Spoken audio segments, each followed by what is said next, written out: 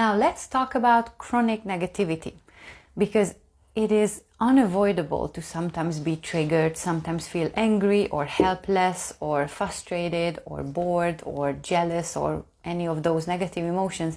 It's unavoidable. We live in this world that we're constantly being triggered. But the problem is when we hold on to it, when we chronically feel anger, when it's the first response that comes to us and we don't know any other way, when we complain a lot, we enjoy complaining, we enjoy being angry.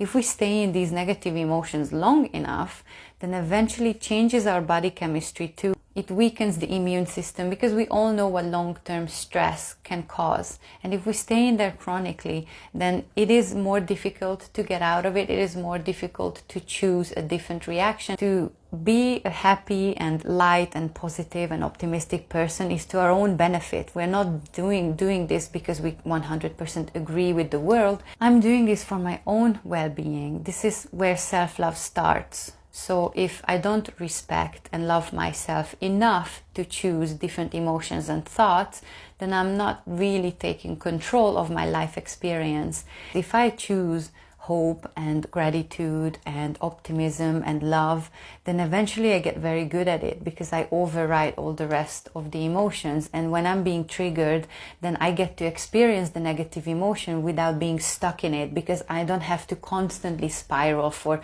weeks or months or even years, because we love to hold on to pain and just reactivate the vibration by telling the story over and over and over again.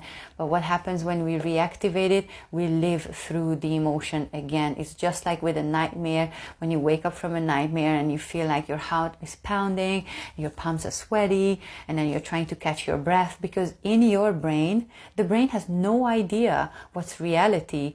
The longer I keep myself in this downward spiral, the more I damage my body too, and my entire being. So it's really up to me. Do I want to look after myself? Do I want to look out for myself?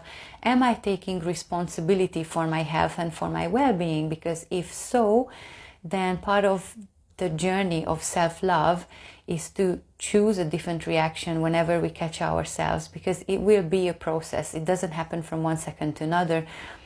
Maybe I go into a rage, and then only afterwards I realize that actually I could have chosen a different response. And it doesn't have to be gratitude. You can't go from rage to gratitude. The gap is just way too big.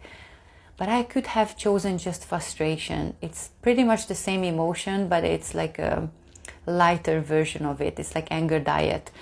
So as long as next time I get to practice frustration, I'm already ahead. And maybe afterward I can move toward acceptance and just accept it, that, well, it is what it is. What's the point of getting angry about something that I don't have control over? And what's the point of getting angry about something that I do have control over? So what emotions do I want to associate certain events with? And that's how I choose, and that's how I change. And this is self-love, this is self-respect. So I choose the path of optimism, love, and gratitude, because it's part of my well-being.